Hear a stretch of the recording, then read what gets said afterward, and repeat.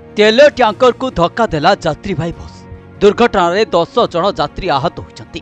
केन्द्रापड़ा जिला मार्साघाई थाना अंतर्गत 53 नंबर जातीय राजपथ हजारी छक निकट में यह दुर्घटनाटी घटी। आहत मानकु डाक्तरखाना रे भर्ती करा जायछि। आज सकाळे बसटी यात्री मानकु नै पारादीपरु चंडीखोल अभिमुखे जाउथिला। हजारी छक निकट में तेल ट्यांकर को बसटी धक्का देइथिला। दुर्घटना रे 10 जन यात्री आहत होइछंती। आहत यात्री मानक मध्यरु 2 जनक अवस्था गुरुतर रही। समस्त यात्री को केन्द्रापड़ा जिला मुख्य चिकित्सालय रे भर्ती करा जायछि।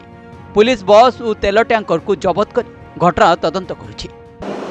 बस ना नील माधव आपण कोउठ उठिले? पारादीपुर उठिले बस स्टैंड। बस स्टैंड से बस टा कोउठ बाहला? बाहला बस स्टैंड रु बाहला। ओ बस स्टैंड ए पारादीप बस स्टैंड जाई थाना कोउठ से बस चंडीखोल जाई थांदा। आपण कोउठ जाई थांदे? मु जाई थांदा ये बालेश्वर जाई थांदा। आपण बालेश्वर जाई? हां चंडीखोल लेकी बालेश्वर जाई थांदा। किंतु दुरिया पूर्व धक्का हला? हां केमिति कोन धक्का हला माउसी? से एटा की गाड़ी पसी टेलर टा गाड़ी बुलाउथला। से टेलर गाड़ी तेल गाड़ी बुलाउथला। आपण जो बस रे जाउथे से बस केते लोक थिले आज्ञा? थला केते जन मु एते लक्ष्य करनी। मतलब बस केते स्पीड रे थिला?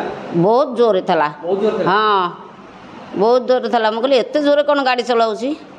तबर ड्राइवर कोन कहला? ड्राइवर किछि कहला। मु ड्राइवर पछरे थली टिके। आपण पछरे थिले? एते किछि पछरे थला कार कोन हैछि म आउ होश नाही।